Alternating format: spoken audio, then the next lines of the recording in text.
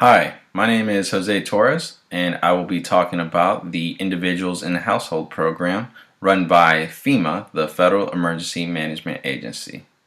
What is the Individuals in Household program? According to FEMA, the IHP provides financial and/or direct assistance to eligible applicants who, as a result of a major disaster or emergency, have necessary expenses and serious needs they are unable to meet through insurance or other means. It's important to note that there are two types of provisions within IHP, that is housing, and the other one is other needs assistance, otherwise known as ONA. It is also important to note that it is not meant to be primary assistance but supplemental. So, who qualifies for this type of assistance? As previously mentioned, IHP is supplemental and people will qualify for varying amounts of assistance based on several criteria such as homeowner versus renter, insurance policies, and extent of damage. For example, a home must be destroyed to the extent that it is uninhabitable, as well as that the home must be lived in for most of the year. It can't just be a vacation home. You can see the bullet points for further explanations.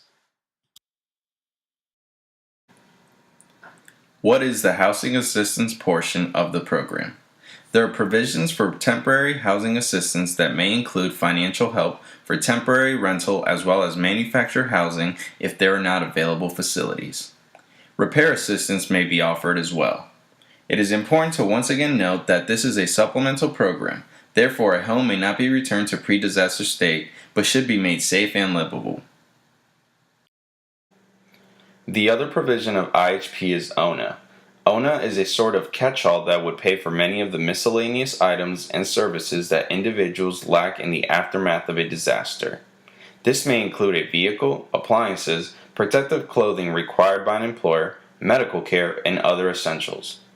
ONA helps people to get the basics that they need in order to care for themselves while putting their lives and their community back together. The terms and conditions of IHP sets boundaries. For example, victims of a flood are required to obtain flood insurance before receiving disaster assistance. In addition, because the funds are given directly to individuals, there is potential for misuse. If assistance is used inappropriately, the applicant may be required to pay back those funds. Overall, knowing these specifics helps survivors to use this resource properly and advantageously.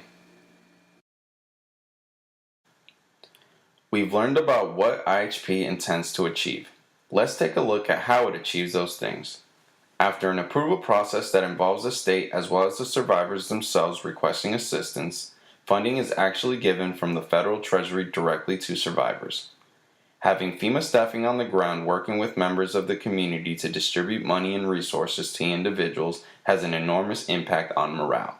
Through real, tangible assistance, IHP helps provide a positive perception of relief efforts both for the victim and in turn shows a unifying and empathic image to the country and the world.